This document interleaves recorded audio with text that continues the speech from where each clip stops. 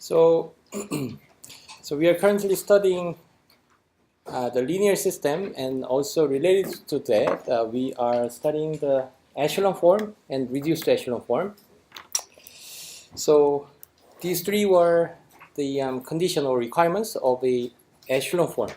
So all the zero rows should be all the way to the bottom of the matrix. Okay, so we cannot have a zero row in the middle in our matrix, like this case, right? So in this case, we are seeing zero columns, and below it, we are seeing non-zero rows. So zero rows should be all the way to the bottom of the matrix. So that was the first condition, and the second condition was the leading entry of a row. Yeah, so it is a little complicated, but intuitively I explained it as this kind of natural staircase. Although the gravity is acting towards the upper part, but yeah, our staircase should be like this. But in this case, when identifying or when finding out the leading entry, so what was the leading entry? Leading entry was the first non-zero entry from the left within a particular row. So this is the first non-zero entry in this column, this row, and this is the first leading entry or non-zero entry in this row, right? So in this case, we can think of this kind of a staircase, and then this one is in order to climb this staircase or move up, it is difficult, or it is impossible against our gravity, right? So this is clearly not an echelon form, and so, and also this is another false case, or this is non-echelon form example, right? So in this case, we have to climb up like 2 steps. So in this case, it is not satisfying the echelon form. Okay, and then the and then the third condition or third requirement is that once we found these leading entry, okay, in each row. So every leading entry, once we find each leading entry, and below it, all the lower entry should be all zero, right? So that way, this guy is our leading entry found in the second row, but we found another non-zero entry in the lower entry, right? And so in this case, it is violating the third condition.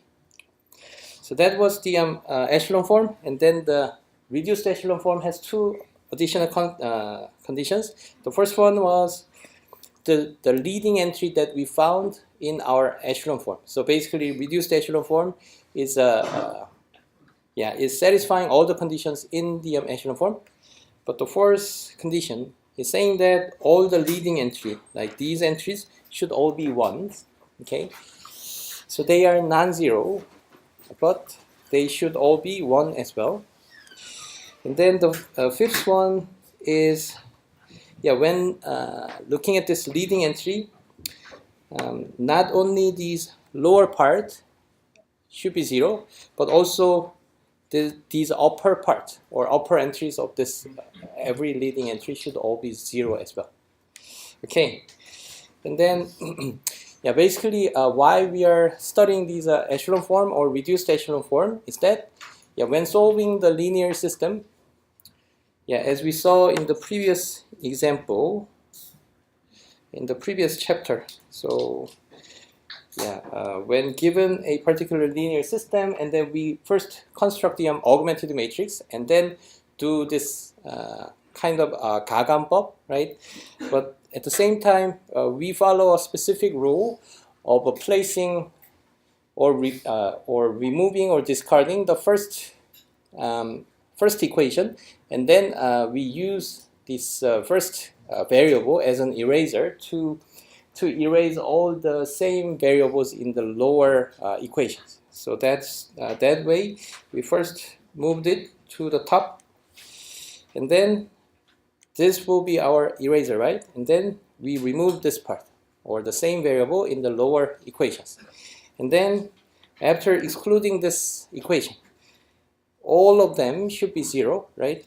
And thus we can think of this smaller linear system, because if we see all zeros, and then these are the coefficients for the first variables, right? So we can just completely ignore them, because these variables are not existing in these remaining equations, right? And so we basically reduce the size of our linear system in terms of the number of variables. So initially the number of variables were 3, but we now have 2. And also we initially had 3 equations, but now we have 2 equations. Yeah, after excluding the first one. Okay. Okay, so after doing this process, the resulting matrix, after converting this augmented matrix into a particular matrix, that will correspond to our echelon form. Okay, and because we performed all the all the operations that we performed were just a row operation, like interchanging between rows, and then scaling a particular row, and also like row replacement, multiplying particular row and then add or subtract to from the other equation, right? And so these 3 operations do not change the solution at all, right? So starting from this complicated augmented matrix, we are basically changing it to an echelon form of a matrix, which is a kind of easy, which is a much easier kind of form, so that we can solve the same linear system. Okay, so the solution will be the same, but now our augmented matrix will be much easier form to solve our solution. Okay, and then we did so once we change our matrix into echelon form, and then we further change it to reduced echelon form, right? So in this previous case, after we obtained this staircase, we actually try to remove all the upper entries from our leading entry, right? So that way we further changed our equations into much more simpler forms. So that way, this will be one example of our reduced echelon form, right? So we initially created this echelon form, but still here for this leading entry, this one is not 0 yet. So we are removing the upper entries so that they can be 0 as well. Okay, so that way we obtain our reduced echelon form. So once we obtain this reduced echelon form, and then we are ready to write our solution of our linear system. Okay, so let me give let me show a few examples. And before seeing these examples, there are a little more terms such as pivot and pivot position and pivot columns, but I will explain them as we go through these examples. Okay, so let's look at this example. So when looking at the first equation and also looking at the first variable, so this one has a 0 coefficient, so we cannot use it as an eraser, right? Because we have to multiply some number with this equation and then subtract it from the other equations in order to remove these entries. But they are this one is initially 0, so we cannot use it as an eraser, right? So in this case, we look at these lower equations and just pick up any equations in the lower equations that has this coefficient as non-zero, and then just simply switch or interchange between these 2 equations. Okay, so that is the first step that we have to do. So in this case, let me show. Let me see. So suppose we picked up the last one. So we can choose any of these 3 because all of them has non-zero coefficient. But suppose we picked up the last one, and then switch it this one with the first equation. Okay, and then this one is our first equation. Okay, and then this one was our new fourth equation that was placed in the first place. And so after switching or interchanging between the rows, we use this number or this coefficient as our eraser, and then remove all these lower entries by using it, right? Okay, and then you will see how we can do it. So we can just multiply this equation with 1 and then add it to the second equation. Okay, and then they will be removed and then they will become 0, and then it will be added, and thus this one will be 2 and 4 and minus 6 and negative 6, right? So this one will be our second equation, and accordingly we can do the exact same thing on the third equation in order to remove this guy, right? So we have this non-zero coefficient, and at the same time we completely removed the lower entries, right, below this first variable's coefficient. Okay, and then the next step was, so this equation is now complete, or we now exclude this equation because we used it completely to remove the first variable in the remaining equations. And then we see all zeros here, right?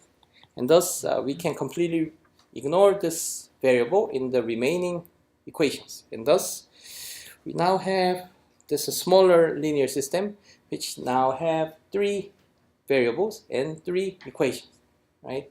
So again, the x, although we see x1, but all the coefficient corresponding to this variable x1 will all be 0. So yeah, in the last 3 equations, it doesn't have x1s at all. So that's why we can remove or ignore this x1 variable. Okay, and then in this green box, we do the exact same thing that we did. So in this case, we look at the first equation and then look at the first variable, and this is already a non-zero, and then it can be used as our eraser, and thus we can erase these parts by using the first equation, I mean in the second equation, right? And thus how we remove it is by just multiplying this with 5/2, and then add it to the third equation, right? And that way we can remove this guy, right? And then this guy will be multiplied with the same number, and thus it will be -10, and then add it then, and then add it with this 10, and then it will become 0, right? So yeah, you know how this process is done, right?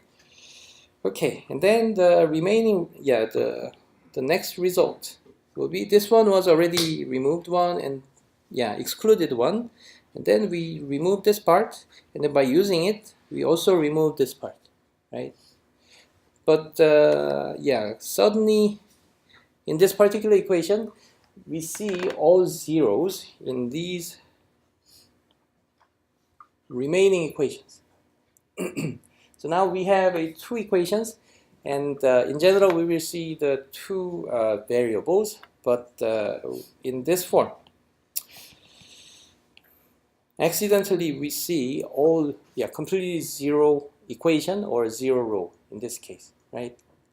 And so if we think about our so in this case we also look at the first variable in the first equation in this smaller box, right? And then this one will this one is already a 0, so it cannot be used as an eraser. And then we look at the lower part of these equations and then see if there exists any equations that has this number as non-zero, right?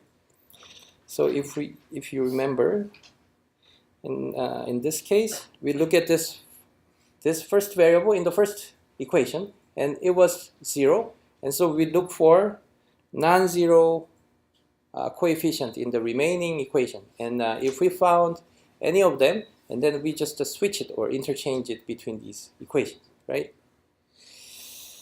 So in this case, we do exactly the same thing, but this was 0 and this was also 0, right? Okay, so in this case, we cannot remove this variable.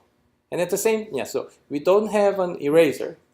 And also at the same time, we don't have any remaining equations that has non-zero coefficient for this variable. So we have nothing to remove or nothing to erase, and at the same time, we don't have an eraser at all as well. Okay? So in that case, we can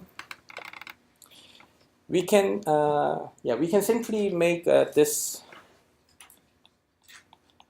sub-equations or smaller linear systems into a further, even smaller form. So in this case, if we think about these two equations, these ones are initially the variable that we want to remove, but they are all completely 0 already. And in that case, we can also, we can just ignore them, because in these remaining equations, they all have 0 coefficients, okay, for that variable. So,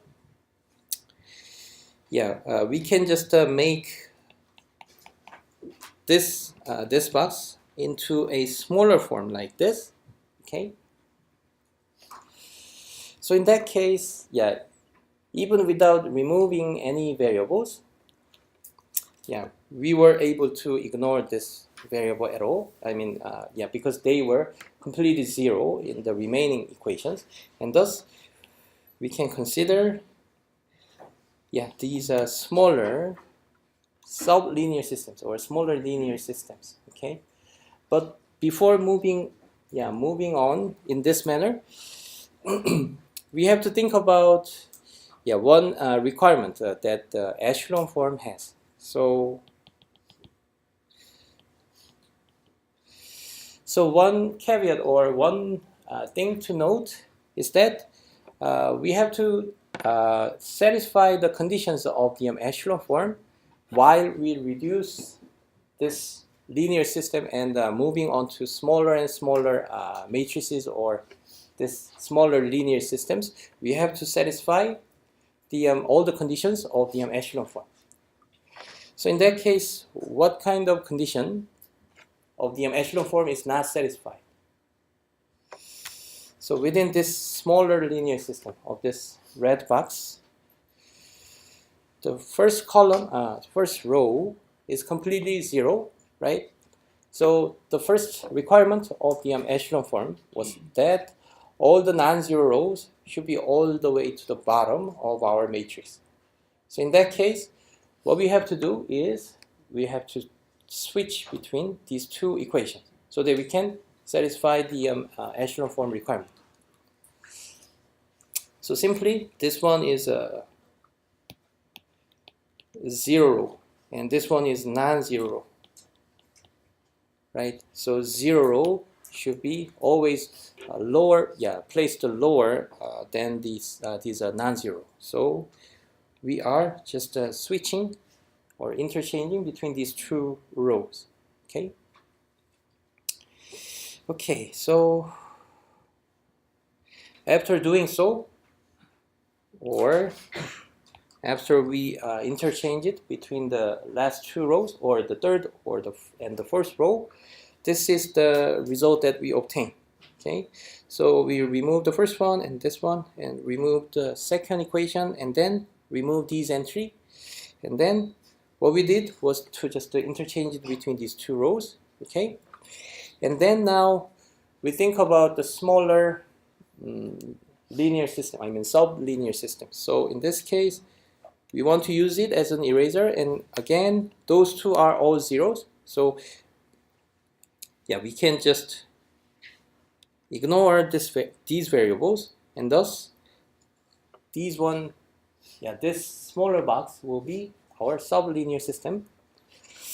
Okay, and then in this equation, this one will be our first variable in the first equation. Okay, so this one will be our eraser, and then these lower entries should be the ones that we have to remove, but this 0 is already 0, so there's nothing to erase, right? So it was already erased, and thus, we can move on. So, we now exclude, or we now ignore these equations, because this one erased, this one played its role completely. So picking up this one should be removed, but this one is already removed. And then now we can move forward, and then the smaller one, the smallest sublinear system is the one, the final one that we reach, right? So in this case, we don't need to anything in this case. Okay, so that way we make our matrix to be a smaller and smaller ones. Okay, and then we change our matrix so that it can become more and more to the echelon form. Okay, so this is the overall process of converting or changing one given augmented matrix into an echelon form. Okay.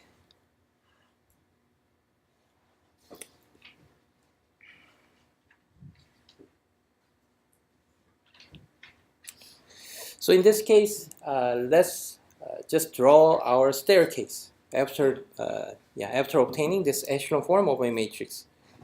So this one will be our staircase, right?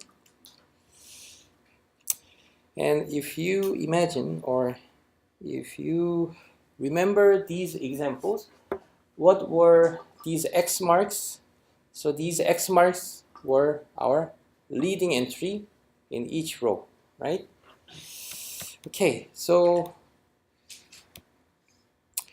in this echelon form, what was our leading entry? Leading entry is this guy, and this guy, and this guy. So these are our X marks in this matrix, right? And then we can confirm, or we can verify that this one satisfies all the requirements to be the echelon form, right? So it is always moving to the right and the below, right, or down, and then there is no more than one step kind of higher type of a staircase, right? So it's not like this kind of shape that has these 2 steps high, or 2 steps high type of this staircase, right? Okay, and in this case, after we obtain echelon form of a matrix, and then looking at these leading entry, and then these leading entry has a special name called pivot. Okay, so pivot is a leading entry once you obtain the echelon form. So you obtain the echelon form, and then you look at these non-zero, or the leading entry, and then these leading entries in the echelon form is called a pivot.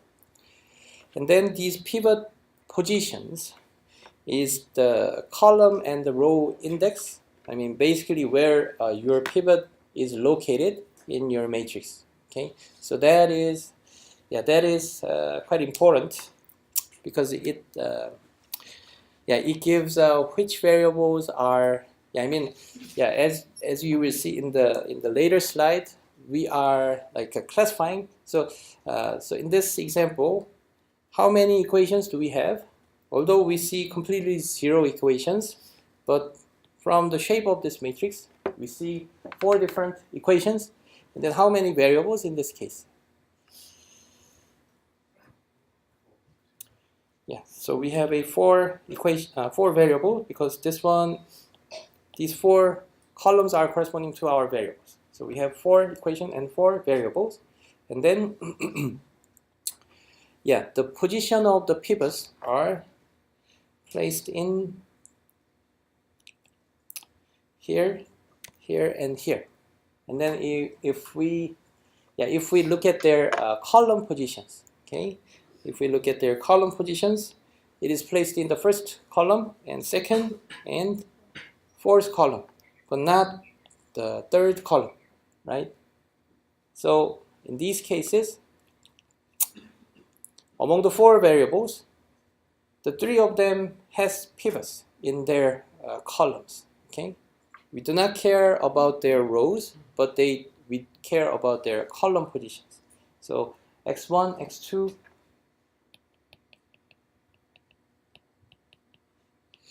so these 3 variables are containing the pivots, but yeah, those 3 are containing the pivots, but this one, this x3, doesn't contain the pivot, right? So this one, this information is playing an important role when writing the final solution of this linear system. Okay, and then once we obtain this echelon form, we do further row reduction in order to obtain the reduced echelon form, right? So yeah, so let's look at another example where we further reduce our matrix into reduced echelon form. So in this example, let's first think about the number of equations and the variable. So we have 3 equations and 5 variables, okay? Okay, so we start with the first equation and the first variable, and because it is 0, we pick up these one of these 2 equations that has non-zero entries in this first variable. Okay, and so we just picked up the last one and then switch it with the first equation, and thus we obtain this guy. And then we follow the exact same process of picking up this one as an eraser and remove this one. And then we obtain this. Yeah, we obtain 0 here. And then we completely use the first equation by removing these parts, and then we move on into this smaller matrix, and then we look at the first variable in this smaller box, and then we remove this value. Okay, and then by using this, we removed this variable. Okay, and then we also used this second equation as an eraser. Okay, so these 2 equations are the ones that we completely used in order to erase the lower entry. And then, the remaining rectangle or the sublinear system will be this guy, right? So using this as an eraser, we remove this part, and then this one will be our smaller linear system. Okay, and now we have only 1 row, and then we don't have any rows to switch with this row, and thus we just look at the first non-zero entry. Okay, and then in this case, see, we obtained these staircase. So this is our echelon form.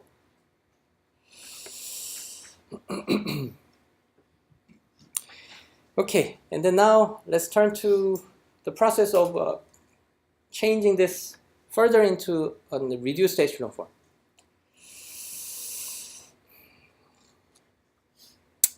Okay, so here we consider the position of the pivots or the leading entry in this echelon form.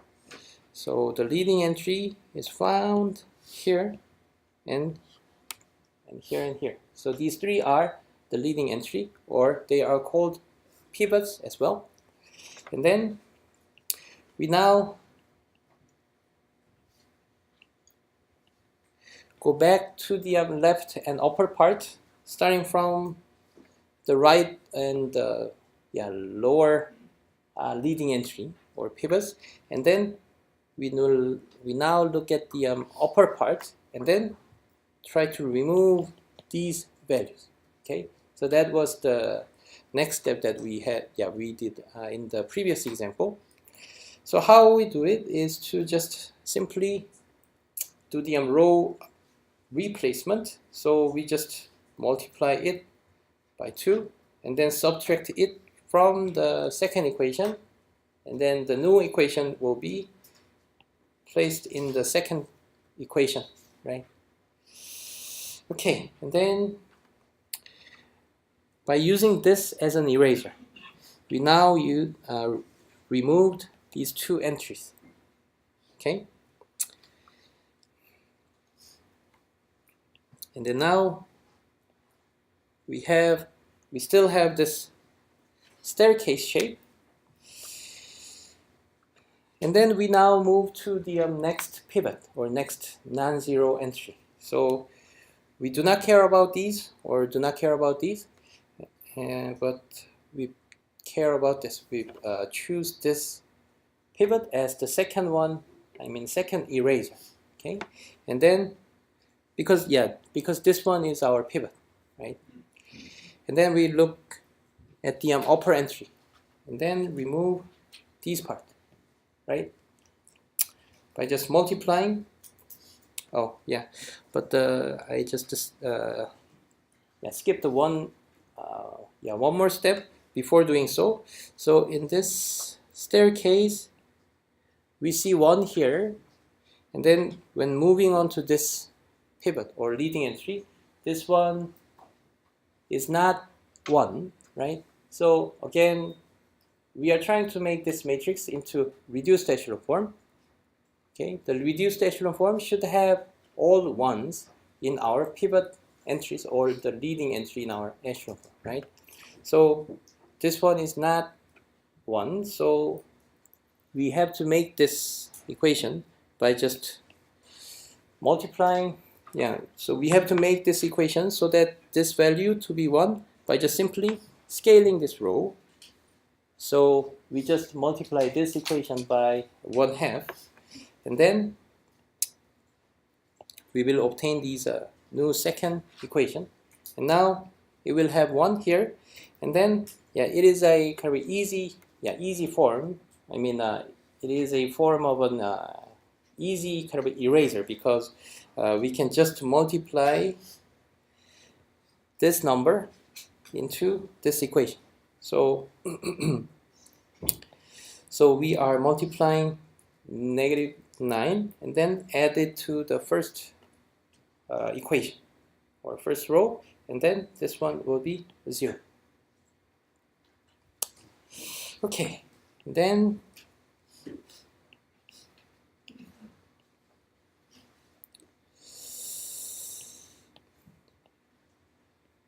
so we took care of these two pivots or leading entry, and then the remaining one is this guy, right? And then we look at the upper part, but it doesn't have any entries in the upper columns, right? Upper rows. And then we just need to scale this row by just multiplying it with 1/3 or 1/3, and then this one will be changed into 1, and then the other entries are scaled accordingly, and thus this one will be our final reduced echelon form. Okay, so again we maintain this natural staircase, and then when looking at the leading entry, we see these 3 leading entry, and all of them are ones, right? And then we look at the upper entry and the lower entry, right? So all of them, of these upper and the lower entry of these pivots or the leading entries are zeros in this case. So we are satisfying the additional constraint of this reduced echelon form, right? So, so this is our final reduced echelon form. And then you can see that once we find these pivots, and then lower and the upper entries should all be zeros in these in this vertical kind of column vectors. Okay.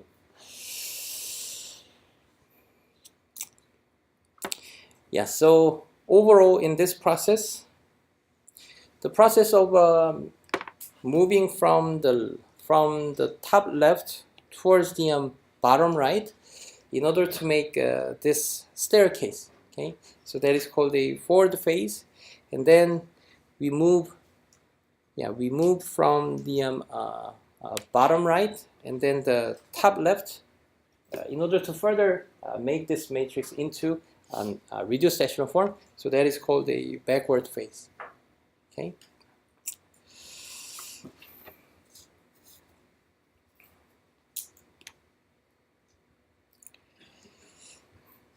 Okay, and then we are now ready to write our solution for the linear system once we obtain this reduced echelon form.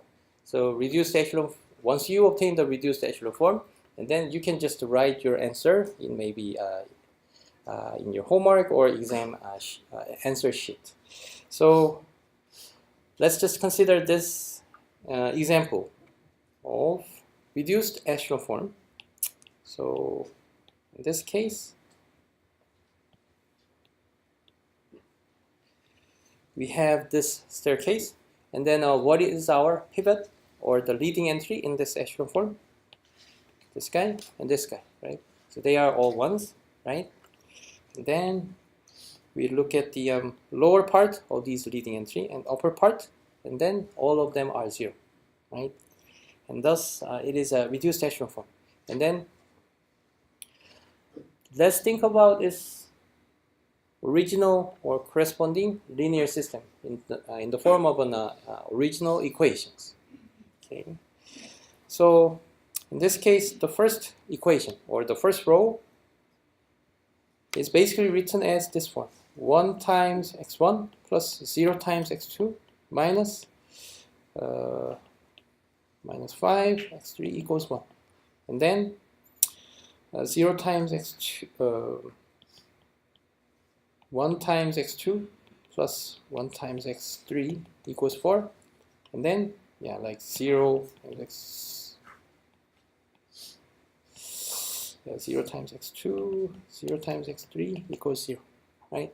So this is our corresponding linear system in this equation form. And then the last one is completely 0, so we can just ignore them, and thus we can just think about these two equations. Okay. Okay, so once we represent, or once we write the linear systems or equations in our linear system from this reduced echelon form, okay, and then we now consider which variables contained pivots or which variables didn't contain the pivots. Okay, so in maybe a few slides earlier, I mentioned about like 2 types of variables, whether each variable has a containing has the pivot or not. So in this case, x1, x2, x3. So among these 3 variables, x1 and x2 have the pivots, right? And those 2 variables containing these pivots are called the basic variables. So this is just a mathematical term. So they are just basic variable, and these variables that don't contain any pivots, so they are called free variable. Okay, free variable. So we can now classify each variable into either basic variable or free variable, depending on depending on having a pivot or not, right? So by using these information,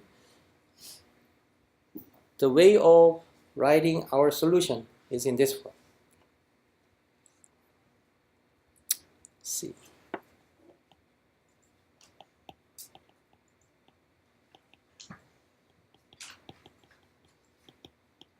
So this was our linear system, right? Obtained from our reduced echelon form. And then if you remember this form, x1 and x2 are the basic variable, x3 is the free variable, right? And then in this equation form, we move all these free variables to the right hand side. Okay?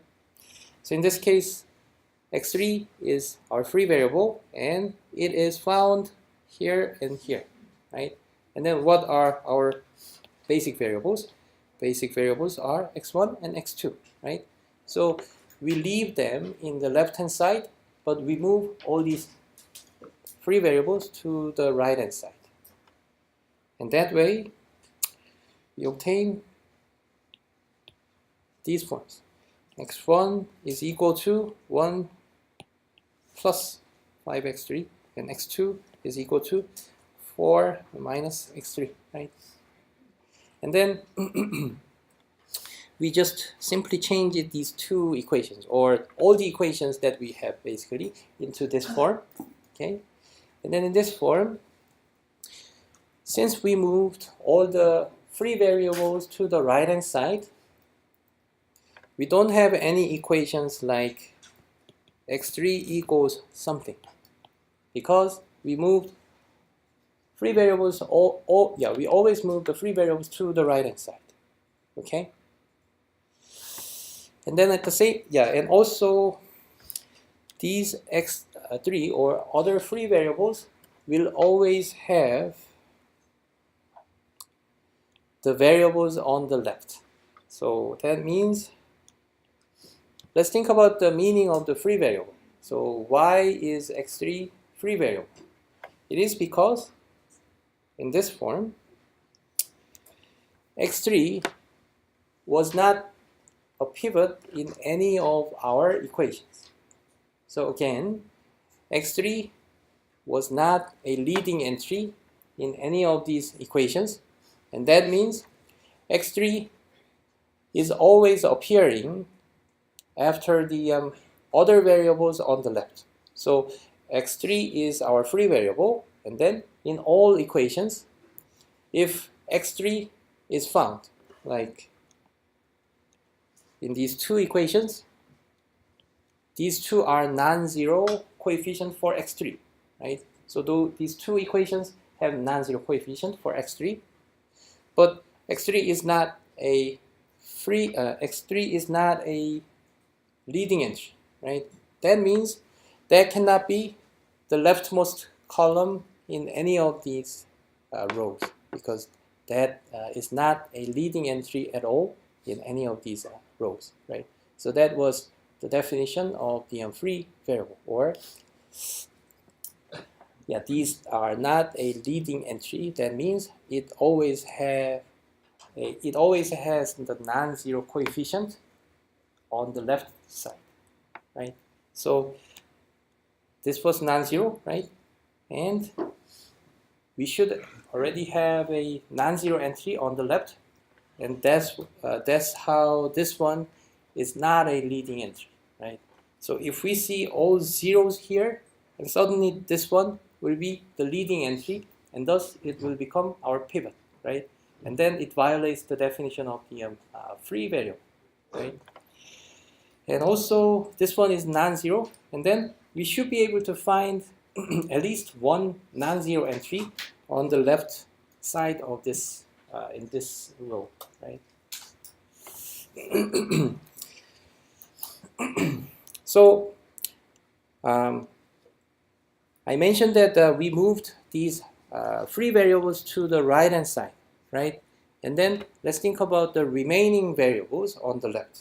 And then the remaining variables will always be one of the left variable of this free variable. So x3 was free variable, and then if it was found in any of these equations, and then after moving this free variables to the right hand side, and then the remaining one in the left hand side will always contain x1 or x2 or any kind of a left part of our variable, right?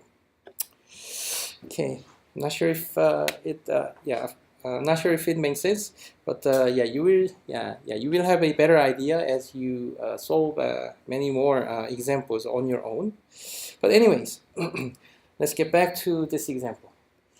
So this is our final solution, and as I mentioned, we will not have this form of an equation where we have x3 on the left hand side and then it is equal to something on the right, right? So we will not have this type of an equation at all, right?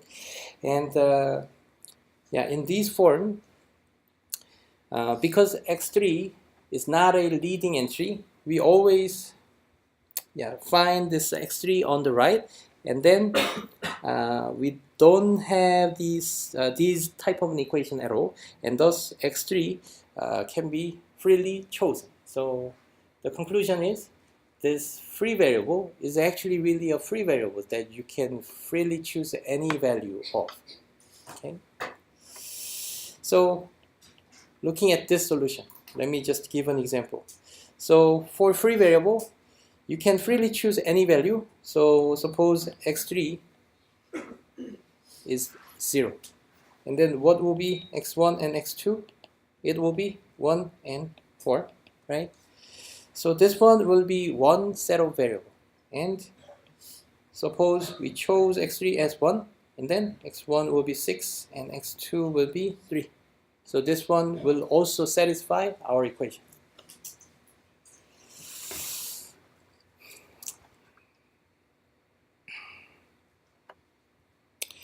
Okay, so from this form, we can also see one interesting observation, that once we find a free variable in our system, and then our system will have, in terms of the number of solutions, our linear system will have infinitely many solutions because we have a freedom to choose any values for our free variables.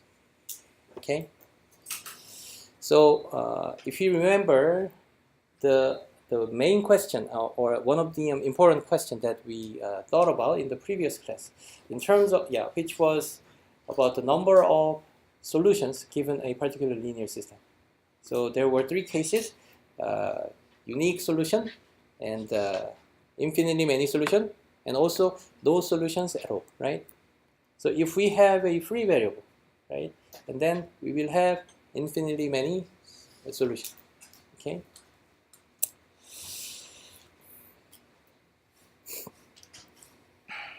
Okay. So this form will be the final solution that we write, or that we just give as our final answer in maybe exam or homework. Okay. And this this form is called a parametric description of our solution for the linear system. So parametric solution or parametric description of our linear system. And why do we call it as a parametric description?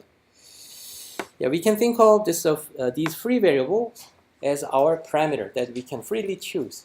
Okay, so x1 and x2 is not uniquely defined or uniquely determined. So they have some parameters that we can freely choose, and depending on these parameter value, such as 0 or 1 for our free variable, and then accordingly our basic variables, the values of our basic variables will also be determined based on this choice of a particular value of our free variable. So that way we can think of these free variables as our parameter. So that way we call it as a parametric description.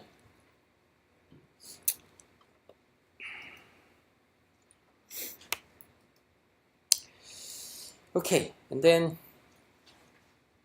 now let's think about the case where we have no solutions at all. So when do we have no solutions at all given a particular linear system? So that is determined by this theorem 2. So I will give just a intuitive explanation about it.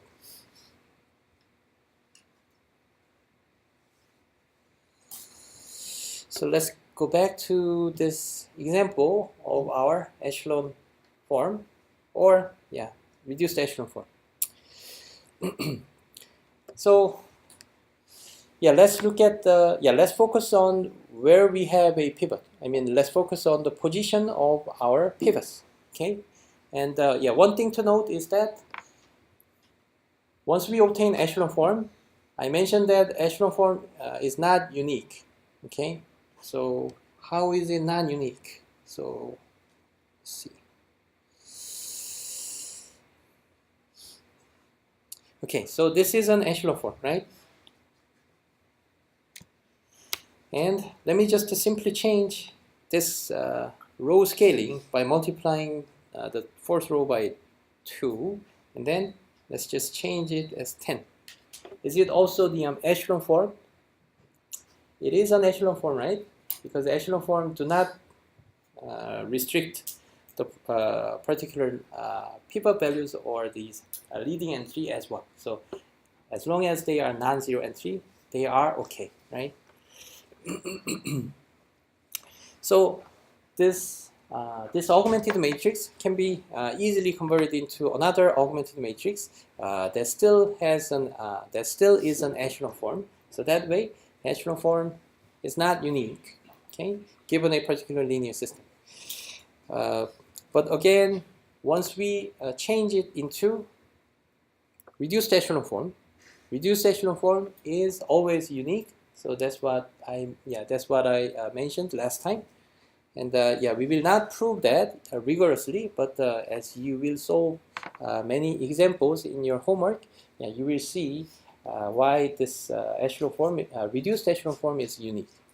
Okay, so again, reduced echelon form is unique, but echelon form may have little different forms or different matrices starting from the same matrix. Okay, but when thinking about the pivot positions, okay, the pivot positions, like this kind of staircase shape. So the shape of this staircase will always be the same given a particular linear system. So suppose you start with a particular linear system or augmented matrix. I gave you a particular augmented matrix. And then, every student is doing their own row reduction or row operation in order to obtain echelon form.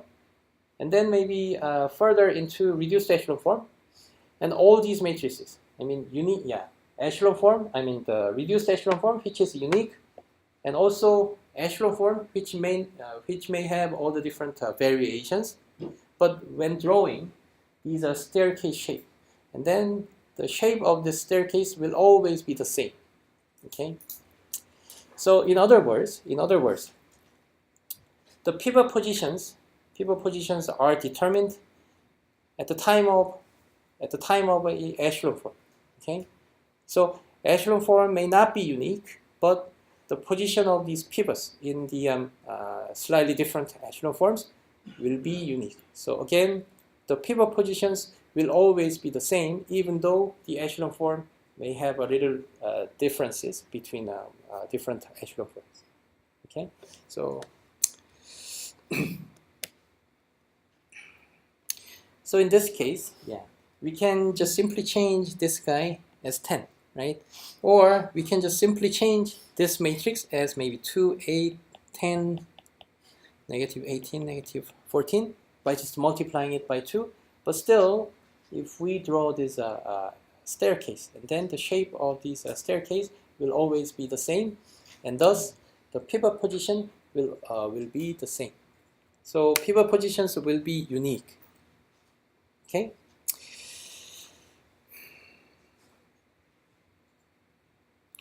Okay, and then now let's consider when our linear system is inconsistent. So what was the meaning of an inconsistent? So inconsistency means there is no solution at all, right? So once you obtain the echelon form, and thus once you find out where the pivot positions are, and then you can just determine whether your solution is existing or not. Okay, so let me just show. Let me explain that in more detail. So I'm not sure if I explained it already, but let's look at this example. So we have these kind of staircase shape after we obtain the echelon form, and then we see the pivot. No. So let me just make this guy. Okay, let me just make it as non-pivot. No, this should be pivot. Okay, let me just draw it again.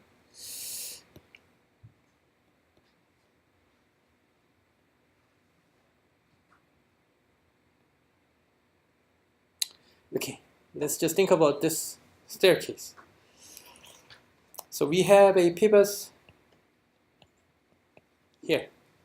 So suppose this one is an echelon form of our augmented matrix. So this is our echelon form, right? And then let's think about this equation form. So, so let's see this one. And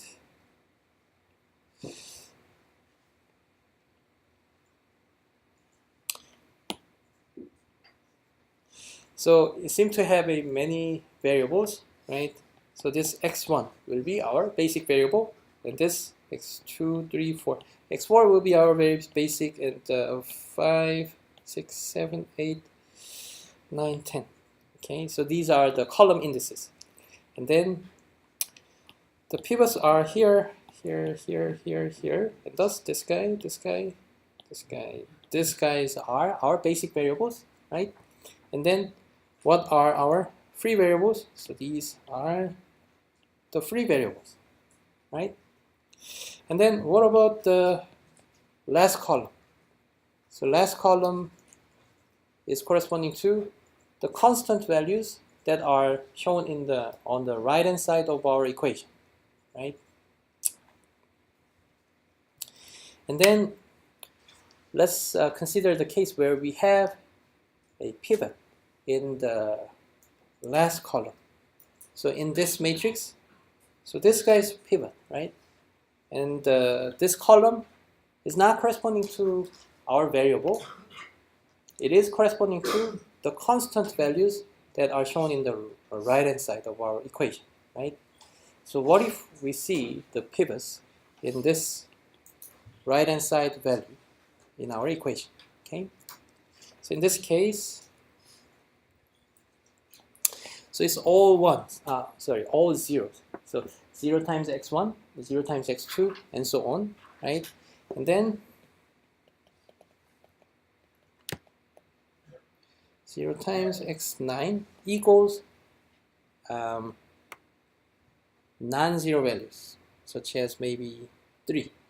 Okay, so suppose this entry was 3.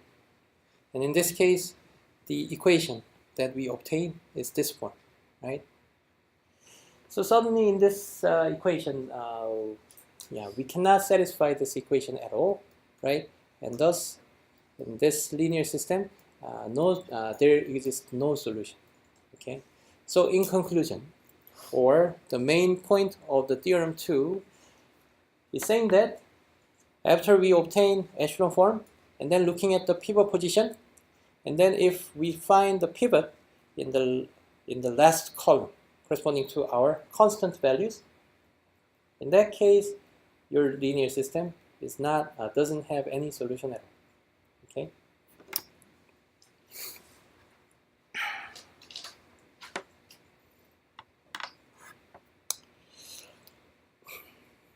Okay, and then yeah, let me think about the number of solutions in terms of whether we have a free variable or not. Okay, so let's see.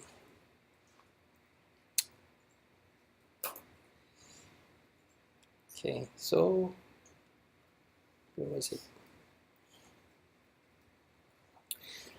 Okay, so when looking at this example, where we had this reduced echelon form, and then we obtain parametric description of our solution in this manner, right? So when when looking at this example, if we have a free variable, and then I mentioned that we will have infinitely many solutions because free variables can be freely chosen for any values, right? But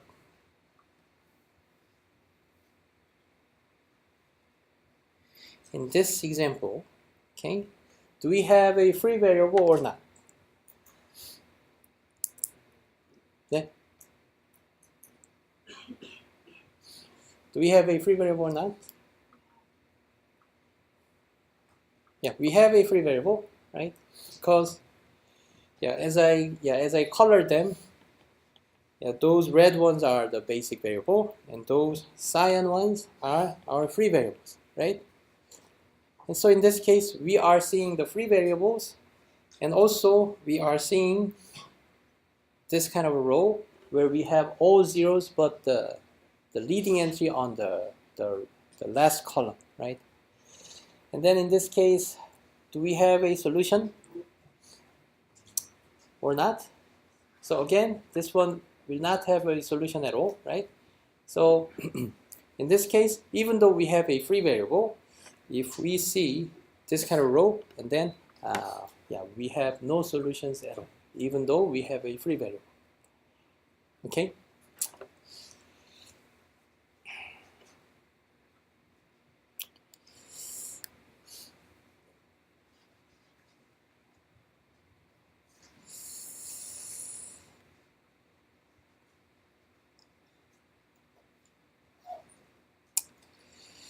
Okay, I think that's it for this chapter. Any questions?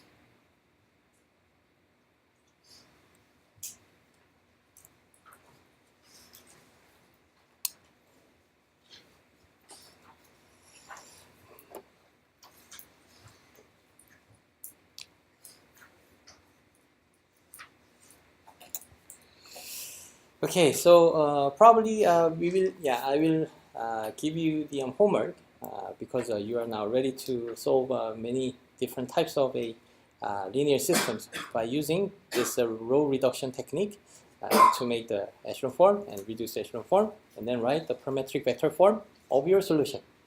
But before doing so, you have to check whether you have this kind of a row, like having whether the pivots are existing in the last column, and then you don't need to write your answer at all.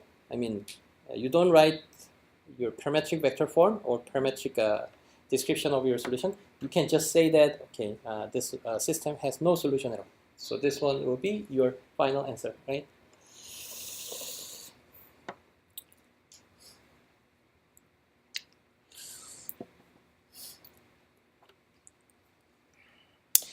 Okay, before we move on,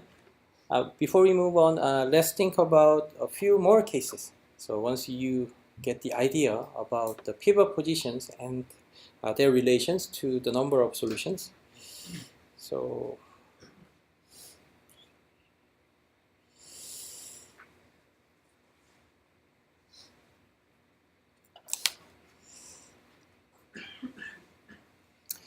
let's think about the case where we have the same number of variables and the equations.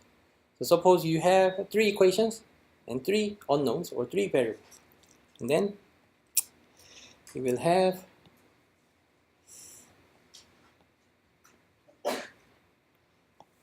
this size of an augmented matrix of 3 by 4, right? And then in this case, let's think about the possible scenarios about where our pivot positions can be placed. Okay, so So pivot can be found here, right? And then we remove this equation. I mean, we use this equation as an eraser to make this guy as 0, right? So we can think about the kind of imaginary row reduction process. And then suppose we found this one as a leading entry. And then also this one as a leading entry. And then suppose you obtained this staircase. Okay? So in this case, do we have a free variable or not? We don't have any free variable because this x1, x2, x3 will all have a pivot, right? And thus we don't have any free variable. And also, yeah, we have to basically check this guy first, whether we have a solution or not, right? So do we have the pivot on this last column?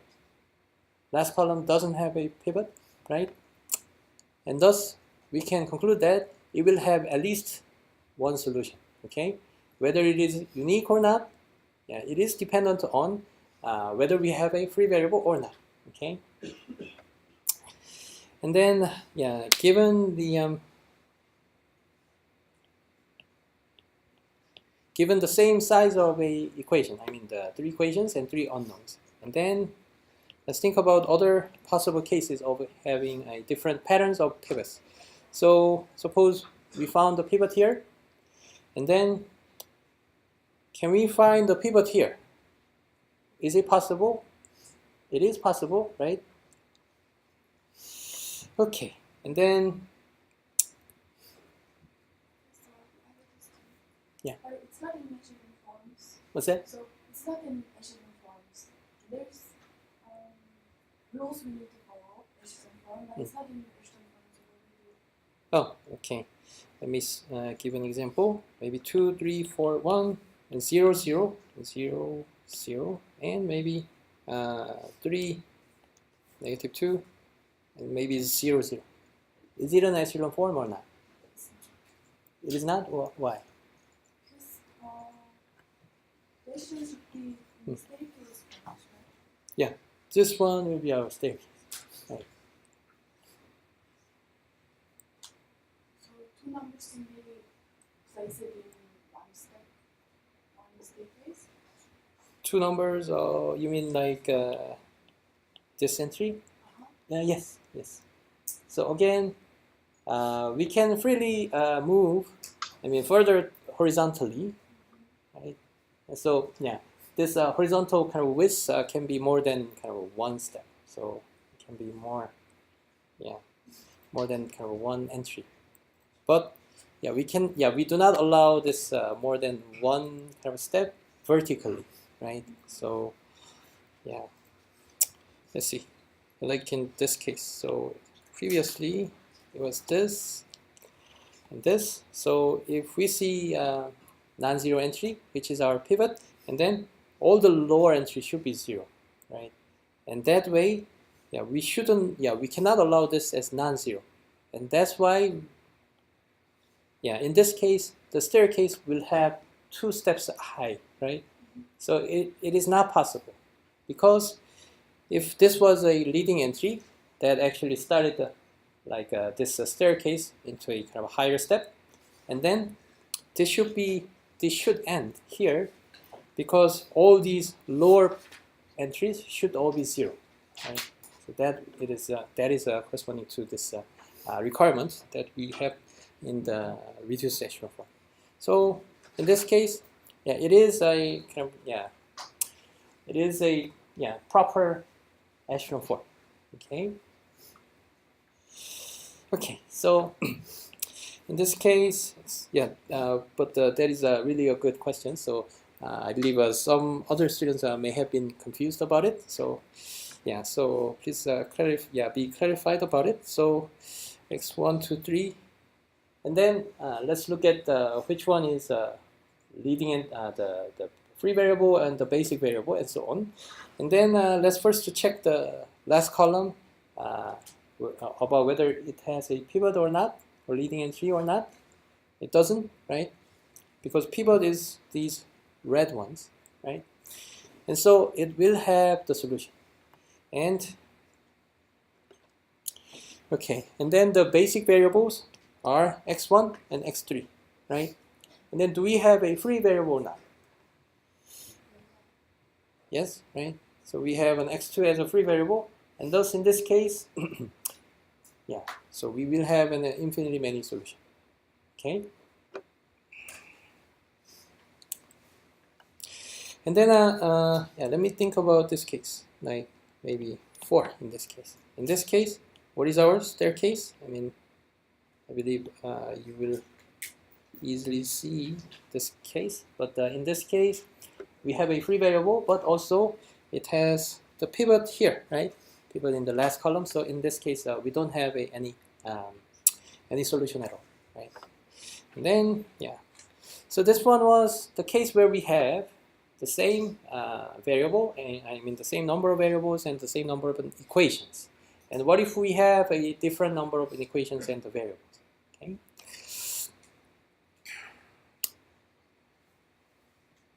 Maybe let's look at the simpler case where we have 2 equations and 3 variables.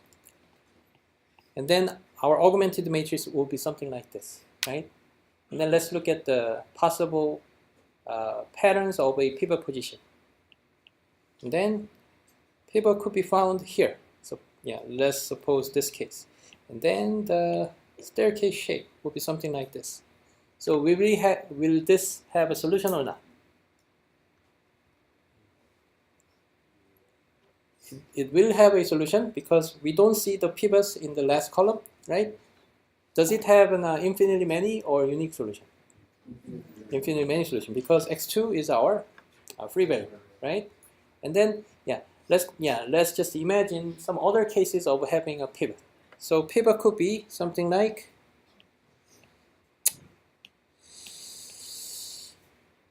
this and this, right? And then it will be the same case, right? It will have a solution, an infinitely many solution, and then pivot could be something like here and here. In this case, it will not have a solution, right?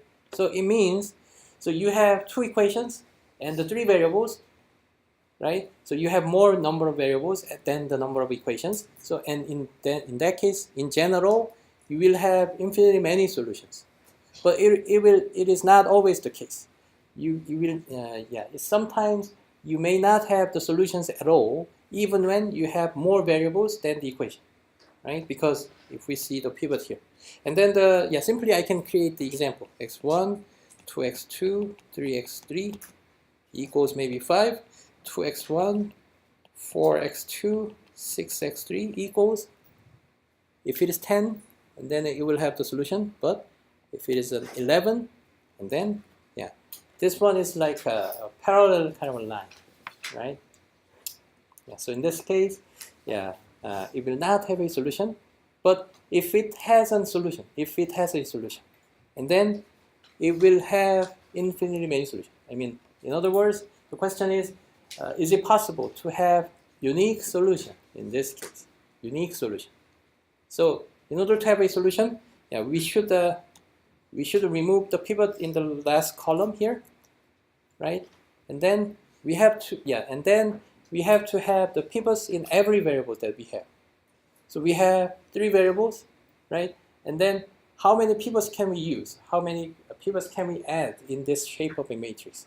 So pivots are defined in every row, right? We have 2 rows, and thus we have at most 2 pivots. So 2 is the maximum number of pivots that we can place here, right?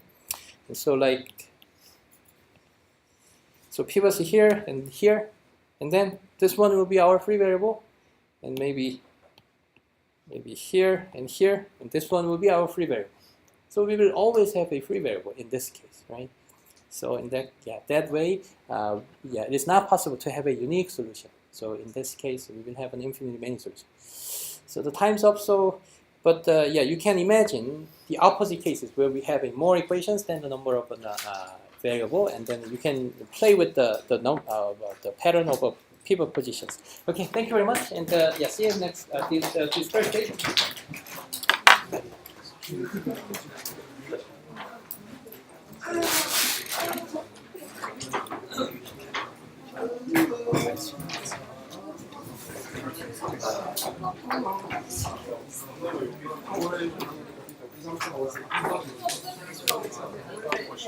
One question. First of all, do we always assume it's augmented matrix? What's that? We always assume it's augmented matrix unless you specify. Yeah, right. So typically the starting point is like the given linear system in the form of just an equation, Okay. and then we always represent it as a augmented matrix. Okay. Yeah, and that's the basically the starting point. Second, we say that every single time that a free variable has no pivot point. You could say that, right? Yeah, A free variable never has a pivot yeah. point. Free variable is equivalent to having no pivot at all in that corresponding column. And one more question. This is related to the other thing. Do you take attendance still in the beginning or in the end? What's that? Do you still take attendance in the end or in the beginning? Probably in the beginning. Yes. But do you have some? Because I have class all the way to this. Okay, I see. So Okay. Yeah, maybe then I'll avoid just checking the attendance in the very beginning of the class, maybe in the middle at least. 네. 왜 피벗이라고 하는 거예요? 피벗이요? 에슬론 폼을 많이 것 같은데. 아, 네. 이게 그러니까 에슐론 폼을 만드는 과정이잖아요. 네. 그래서 이제 요거를 가지고 밑에 걸 지우고, 그래서 얘가 일단은 그러니까 이 위쪽은 우리가 건드리지 않죠. 네. 위쪽 로우는. 그러니까 얘는 이제 우리가 아직은 에슐론 폼을 안 만들긴 했지만 에슐론 폼을 만들고 나도 얘는 여전히 피벗으로 이제 있을 거고요. 그래서 요 밑에서는 또 역시 마찬가지로 얘를 지우개를 사용해서 밑에 걸 지우고 얘는 또 이제 피벗으로 그대로 남아 있겠죠. 네. 그래서 이제 네. 과제 같은 경우에는 그 블랙보드 통해서 감시해 주시. 네, 그렇게 할 예정입니다. 지금까지 따로 올라온 게 없어서. 네, 아직은 숙제를 내진 않았는데 아마 오늘 중에 나가지 않을까 싶어요. 네. 그래서 만약에 여기 피벗이 있고 이렇게 애슐린 폼이 됐다고 했을 때 네. 이게 프리 밸류가 된다고 하시잖아요. 네네. 근데 이게 다 0000이잖아요. 아, 네, 네. 근데도 이게 프리 밸류가 아, 네, 되는데 그것도 좋은 질문인데요. 일단은 그 경우는 이게 0x1 플러스 뭐 이렇게 뒤에 뭐가 쫙 있고 네네네. 0x1 그렇죠. 이렇게 뒤에 뭐가 있는 거잖아요. 네네네. 뭐 이렇게 2, 뭐 3. 그러면 이거는 애초에 이 베리어블은 이제 원래 리니어 시스템에 아예 없었을 거예요. 아 존재하지 않는 네. 거예요. 거기가 애초에 다 0이었었다는 거는 네. 그러니까 그 베리어블이 애초에 없었던 거예요. 아. 그러니까 그런 경우는 이제 실질적으로는 나타나지 않아요.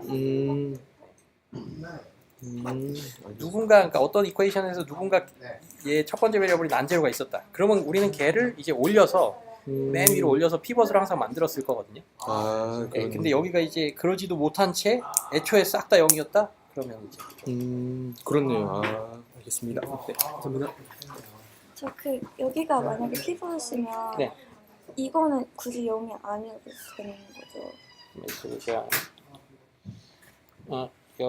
어디요? 이거랑 이게 피벗이었으면 여기랑 네. 여기요. 네, 네. 그럼 이거는 0이 아니에요. 이거요. 네. 값이 네, 0이 아니어도 돼요. 그러니까 이제 피벗이라는 거는 이 로우를 이렇게 봐서 가장 첫 번째로 나타나는 난제로 엔트리를 피벗이라고 하니까 여기에 피벗이 발견됐으면 이 뒤에는 0이 되든 0이 아니든 우리는 상관 안 하는 거예요. 오른쪽은 상관 안 하고 왼쪽이랑 밑에만 상관. 네, 맞아요. 네. 그리고 리듀스 에슐론 폼에서 이제 위로. 네, 감사합니다. 나중에 과제에 말씀을 하셨던 것 같아요. 이번 주부터 하는 네, 블랙보드로. 네, 그럴 예정이에요. 블랙보드를 참조하면 되나요? 네, 아마 이메일로 공지가 갈 것 같아요. 교수님 그리고 그럼 피봇이 그러면 그냥 각 항의 리딩 엔트리 각 행의 로우에? 리딩 엔트리라고 네네. 해도 무방한가요? 네, 맞아요. 근데 그게 일단 에슐론 폼이어야 돼요. 에실론 뽑을 때 네, 에슐론 폼을 만들었을 때의 어떤 각 로우마다 리딩 엔트리를 우리는 피벗이라고 불러요. 그냥 네. 네. 네. 네. 수고드렸어요.